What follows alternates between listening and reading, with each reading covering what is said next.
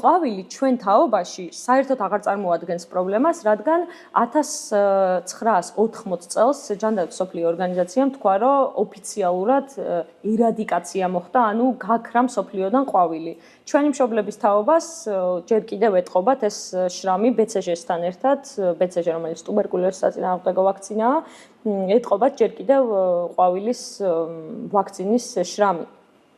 დღევანდელ დღეს ყვავილის ვირუსი ბიოტერორიზმის საშუალებად ითვლება, მაგრამ ძალიან ცუდი იქნება ამას თუ ვინმე გამოიყენებს ამ იარაღად, თუმცა კარგი ის არის, რომ ვაქცინა გვაქვს, რომელიც ძალიან ეფექტურია. მართალია, ხა ეგრე რომ მოხდეს 2 და 3 დღეში უცებ მილიონობით ვაქცინის დოზის დამზადება ვერ მოხდება, მაგრამ კლინიკური კვლევების ჩატარება და მთელი ის ორომტრიალი, რაც ალბათ კოვიდის დროს კარგად გახსოვთ რომ გამოვიარეთ, აღარ დაგვჭირდება.